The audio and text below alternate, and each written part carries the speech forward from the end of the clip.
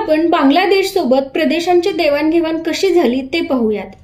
100वी घटना दुरुस्ती अधिनियम 2015 भारताने ताब्यात घेतलेल्या भूभागाशी संबंधित आहे। काही विवक्षित भूप्रदेशांचे हस्तांतरण करण्याच्या अनुषंगाने भारत आणि बांगलादेश सरकार यांच्यात करार आणि या कराराच्या प्रत्यक्ष अंमलबजावणीकरिता शिष्टाचार यावर ही घटना दुरुस्ती आधारित आहे। सदर करारानुसार भारताने बांगलादेशला 111 आंतरप्रदेश भारताच्या हद्दीत असणारा बांगलादेशी भूभाग हस्तांतरित केले, तर बांगलादेशने भारताला 51 आंतरप्रदेश बांगलादेशच्या हद्दीत असणारा भारतीय भूभाग हस्तांतरित केले। या व्यतिरिक्त या करारामध्ये कटकटीच्या भूभागाचे हस्तांतरण आणि सीमांकन न झालेल्या 6.1 किलोमीटर सीमारेषेचे सीमांकन या मुद्द्यांचाही समावेश होता। या घटना दुरुस्तीनुसार वरील 3 उद्देशांसाठी राज्यघटनेच्या पहिल्या अनुसूचीमधील 4 राज्यांच्या आसाम, पश्चिम बंगाल, मेघालय आणि त्रिपुरा प्रदेशांशी संबंधित तरतुदींमध्ये बदल करण्यात आले। या सुधारणा अधिनियमाची पार्श्वभूमी खालीलप्रमाणे आहे। 1.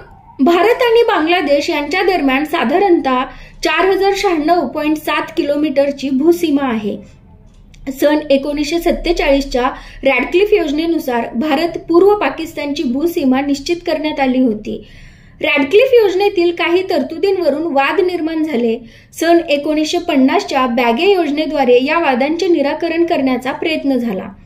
सन 1958च्या नेहरू नून कराराद्वारे या विवादांचे निराकरण करण्याचा आणखी एक प्रयत्न करण्यात आला, मात्र बेरुबारी युनियनच्या विभाजनाच्या मुद्द्याला सर्वोच्च न्यायालयात आव्हान देण्यात आले। सर्वोच्च न्यायालयाने दिलेल्या मताचे पालन करण्यासाठी संसदेने संविधानात 9वी सुधारणा अधिनियम 1960 मंजूर केला। मात्र सतत दाखल होणाऱ्या खटल्यांमुळे आणि इतर राजकीय घडामोडींमुळे पूर्व पाकिस्तान म्हणजेच सध्याचं बांगलादेशमधील प्रदेशांच्या संदर्भात संविधान 9वी सुधारणा अधिनियम 1960 अधिसूचित होऊ शकला नाही। 16 मे 1974 रोजी भारत आणि बांगलादेश यांच्यातील भूसीमा आणि संबंधित बाबींच्या सीमांकन करारावर दोन्ही देशांनी स्वाक्षरी केली। सीमारेषेच्या समस्येवर तोडगा काढणे हा या कराराचा उद्देश होता, मात्र या प्रदेशांचे हस्तांतरण करण्याकरिता घटना दुरुस्ती आवश्यक असते असे विषय या करारात समाविष्ट होते।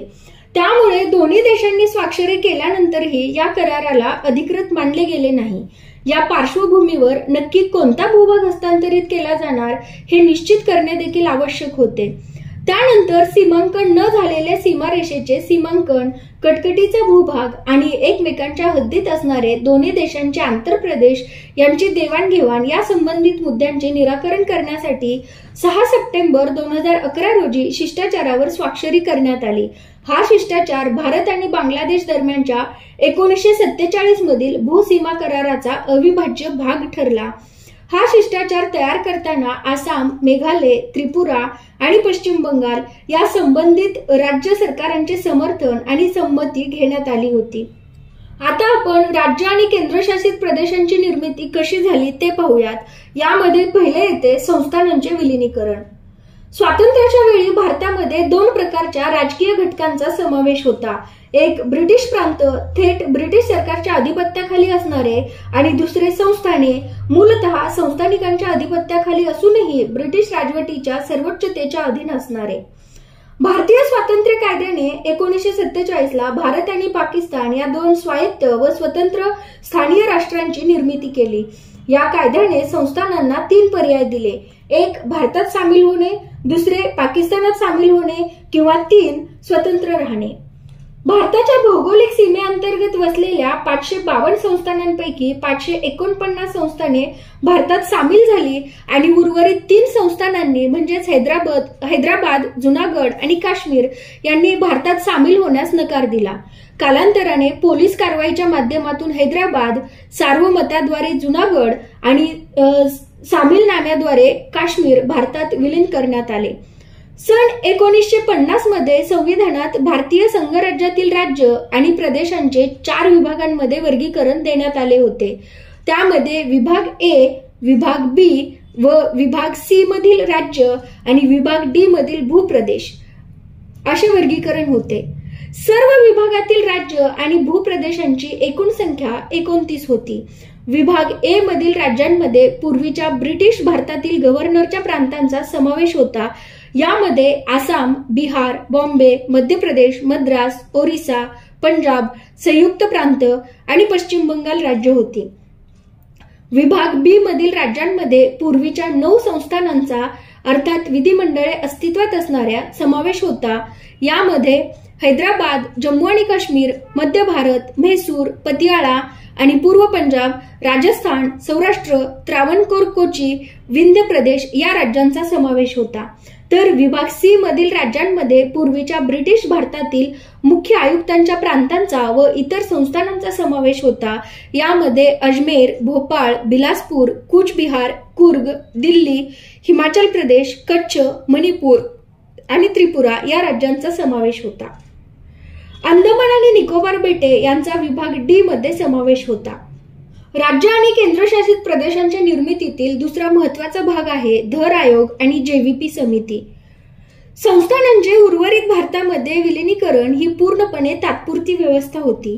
कारण देशाच्या वेगवेगळ्या भागातून विशेषतः दक्षिण भारतातून भाषिक निकषांवर राज्यांची पुनर्रचना करण्याची मागणी होत होती. या निकषाची व्यवहार्यता तपासण्यासाठी जून 1948 मध्ये भारत सरकारने एस.के. धर यांच्या अध्यक्षतेखाली भाषिक प्रांत आयोग नेमला. आयोगाने डिसेंबर 1948 मध्ये आपला अहवाल सादर केला आणि भाषिक निकषाऐवजी प्रशासकीय सोयीच्या आधारावर राज्यांचे पुनर्गठन करण्याची शिफारस केली. मात्र तणावपूर्ण परिस्थिती निर्माण झाल्याने या संपूर्ण प्रश्नाची नव्याने तपासणी करण्यासाठी काँग्रेसने डिसेंबर 1948 मध्ये दुसरी भाषिक प्रांत समिती नेमली. या समितीमध्ये जवाहरलाल नेहरू, वल्लभभाई पटेल आणि पट्टाभी सीतारामय्या यांचा समावेश होता. या समितीला जेव्हीपी समिती म्हणून ओळखले जाते.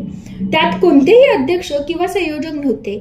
एप्रिल 1949 मध्ये समितीने आपला अहवाल सादर केला आणि औपचारिकपणे राज्यांच्या पुनर्रचनेचा आधार म्हणून भाषेचा निकष नाकारला. मात्र भाषिक आधारावर राज्याची निर्मिती करण्याची नामुष्की केंद्र सरकारवर आली आणि ऑक्टोबर 1953 मध्ये मद्रास राज्यापासून तेलुगू भाषिक प्रदेश वेगळा करून आंध्र राज्य अस्तित्वात आले. भाषिक निकषावर अस्तित्वात येणारे आंध्र राज्य भारतातील पहिले राज्य होते. या निर्णयानंतर प्रदीर्घ जन आंदोलन झाले, ज्यात 56 दिवसांच्या उपोषण करताना काँग्रेसचे नेते पोट्टी श्रीरामुलू यांचा मृत्यू झाला. तिसरा महत्वाचा मुद्दा येतो फजल अली आयोग. आंध्र राज्याच्या निर्मितीमुळे इतर प्रदेशांची भाषिक आधारावर राज्यांची निर्मिती करण्याची मागणी तीव्र झाली. त्यामुळे भारत सरकारला डिसेंबर 1953 मध्ये फजल अली यांच्या अध्यक्षतेखाली 3 सदस्यीय राज्य पुनर्रचना आयोगाची नियुक्ती करून संपूर्ण प्रश्नाचा पुन्हा आढावा घ्यावा लागला. के.एम. पणिकर आणि एच.एन. कुंजरू हे या आयोगाचे इतर सदस्य होते. सप्टेंबर 1955 मध्ये आयोगाने आपला अहवाल सादर केला आणि राज्यांच्या पुनर्रचनेचा आधार म्हणून भाषेचा निकष व्यापकपणे स्वीकारला. मात्र आयोगाने एक भाषा एक राज्य हा सिद्धांत नाकारला. देशाच्या राजकीय भूप्रदेशांची पुनर्रचना करताना भारताच्या एकतेला प्राथमिक प्राधान्य देण्यात यावे असे आयोगाचे मत होते. राज्यांच्या पुनर्रचनेबाबत कोणतीही योजना तयार करताना हे 4 प्रमुख घटक विचारात घेतले पाहिजेत असे आयोगाने सुचवले. ते म्हणजे देशाची एकता व सुरक्षेचे जतन आणि सामर्थ्य वाढवणे, भाषिक आणि सांस्कृतिक एकजिनसीत्व, वित्तीय, आर्थिक आणि प्रशासकीय महत्त्व, प्रत्येक राज्यातील तसेच संपूर्ण राष्ट्राच्या नागरिकांकरिता कल्याणकारी कार्यक्रमांचे नियोजन आणि अंमलबजावणी.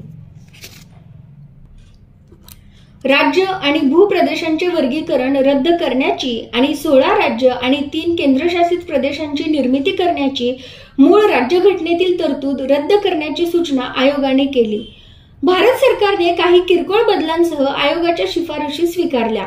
सन 1956 मधील राज्य पुनर्रचना अधिनियम आणि 7वी घटना दुरुस्ती कायद्यानुसार विभाग ए आणि विभाग बी यांच्यातील राज्यांदरम्यानचा फरक नाहीसा करण्यात आला आणि विभाग सी रद्दबातल करण्यात आला. यापैकी काही राज्यांना लगतच्या राज्यांमध्ये विलीन करण्यात आले तर इतर काही राज्यांना केंद्रशासित प्रदेशाचा दर्जा देण्यात आला.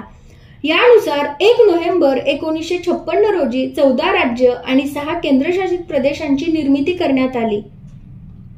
सन 1956च्या राज्य पुनर्रचना अधिनियमान्वये पुढील राज्यांची निर्मिती करण्यात आली.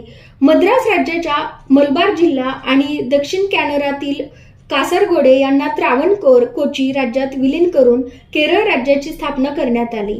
हैदराबाद राज्यातील तेलुगू भाषिक प्रदेश आंध्र राज्यामध्ये विलीन करून आंध्र प्रदेश राज्याची निर्मिती करण्यात आली. मध्य भारत राज्य, विंध्य प्रदेश आणि राज्य आणि भोपाळ राज्य यांचे मध्य प्रदेश राज्यात विलिनीकरण झाले. त्याचप्रमाणे सौराष्ट्र राज्य आणि कच्छ राज्य हे बॉम्बे राज्यामध्ये, कुर्ग राज्य म्हैसूर राज्यामध्ये, पतियाळा आणि पूर्व पंजाब राज्य संघ पंजाब राज्यामध्ये आणि अजमेर राज्य राजस्थान राज्यामध्ये विलीन करण्यात आले. या व्यतिरिक्त मद्रास राज्याच्या भूसीमेपासून दूर असणाऱ्या प्रदेशातील लक्षद्वीप, मिनिकॉय आणि अमिनदिवी बेटांचा नवा केंद्रशासित प्रदेश तयार करण्यात आला. पुढचा महत्वाचा भाग येतो सन 1956 नंतरची नवीन राज्य आणि केंद्रशासित प्रदेशांची निर्मिती. सन 1956 मध्ये राज्यांची मोठ्या प्रमाणावर पुनर्रचना करण्यात आली. मात्र त्यानंतरची जन आंदोलने आणि राजकीय परिस्थितीच्या दबावामुळे भारताच्या राजकीय नकाशात सतत बदल होत गेले. भाषा किंवा सांस्कृतिक एकजिनसीत्वाच्या आधारावर आणखी काही राज्य निर्माण करण्याच्या मागणीमुळे विद्यमान राज्यांचे विभाजन करण्यात आले. तर जी नवीन राज्य निर्माण करण्यात आली ती महाराष्ट्र आणि गुजरात, दादरा आणि नगर हवेली, गोवा, दमण आणि दीव, पुद्दुचेरी, नागालँड, हरियाणा, चंदीगड आणि हिमाचल प्रदेश, मणिपूर, त्रिपुरा आणि मेघालय, सिक्कीम, मिझोराम, अरुणाचल प्रदेश आणि गोवा, छत्तीसगड, उत्तराखंड आणि झारखंड, तेलंगणा आणि सर्वात शेवटी 2019 मध्ये जम्मू आणि काश्मीर आणि लडाख हे केंद्रशासित प्रदेश. तर आपण जम्मू आणि काश्मीर आणि लडाख याचाच थोडासा सविस्तरपणे माहिती घेऊयात. जम्मू आणि काश्मीर आणि लडाख सन 2019 पर्यंत पूर्वीच्या जम्मू आणि काश्मीर राज्याचे स्वतःचे स्वतंत्र संविधान होते. भारतीय राज्यघटनेतील कलम 370 नुसार राज्याला विशेष दर्जा प्राप्त होता. मात्र 2019 मधील जम्मू आणि काश्मीरला लागू असणाऱ्या संविधानिक आदेशाने ओळखल्या जाणाऱ्या राष्ट्रपतींच्या आदेशाने 1954 मधील आदेशाची जागा घेतली आणि हा विशेष दर्जा रद्द करण्यात आला. सन 2019च्या आदेशाने भारतीय राज्यघटनेतील सर्व तरतुदी जम्मू आणि काश्मीरमध्येही लागू करण्यात आल्या. नंतर 2019 मधील जम्मू आणि काश्मीर पुनर्रचना अधिनियमाने पूर्वीच्या जम्मू आणि काश्मीर राज्याचे 2 स्वतंत्र केंद्रशासित प्रदेशांमध्ये विभाजन केले. जम्मू आणि काश्मीरचा केंद्रशासित प्रदेश आणि लडाखचा केंद्रशासित प्रदेश. पूर्वीच्या जम्मू आणि काश्मीर राज्यातील कारगिल आणि लेह हे जिल्हे वगळता इतर सर्व जिल्ह्यांचा जम्मू आणि काश्मीरच्या केंद्रशासित प्रदेशात समावेश आहे. तर कारगिल आणि लेह हे 2 जिल्हे लडाखच्या केंद्रशासित प्रदेशात समाविष्ट करण्यात आले. सन 1956 मध्ये राज्य आणि केंद्रशासित प्रदेशांची संख्या अनुक्रमे 14 आणि 6 अशी होती. ती अनुक्रमे 28 व 8 अशी झाली. ही वर्तमान स्थिती आपण बाजूच्या तक्त्यामध्ये पाहत आहोत.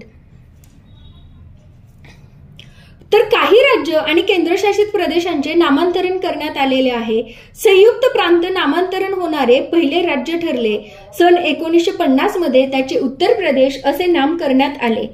सन 1969 मध्ये मद्रासचे नाव बदलून तामिळनाडू असे करण्यात आले. त्याचप्रमाणे 1973 मध्ये म्हैसूरचे नामकरण कर्नाटक असे करण्यात आले. त्याच वर्षी लक्षद्वीप, मिनिकॉय आणि अमिनदेवी बेटांचे नाव बदलून लक्षद्वीप करण्यात आले. सन 1991च्या 69व्या घटना दुरुस्ती अधिनियमाने दिल्लीच्या केंद्रशासित प्रदेशाला 1992 मध्ये राष्ट्रीय राजधानीचे क्षेत्र अर्थात संपूर्ण राज्याचा दर्जा प्रदान न करता घोषित करण्यात आले. सन 2006 मध्ये उत्तरांचलचे नाव बदलून उत्तराखंड असे करण्यात आले. त्याच वर्षी पाँडिचेरीचे नाव बदलून पुद्दुचेरी असे नामकरण करण्यात आले. सन 2011 मध्ये ओरिसाचे नामकरण ओडिशा असे करण्यात आले. राज्यघटनेतील कलम 3 नुसार संसदेने तयार केलेले अधिनियम व त्यात अंतर्गत केलेल्या तरतुदी आपण उद्या पाहूयात. धन्यवाद.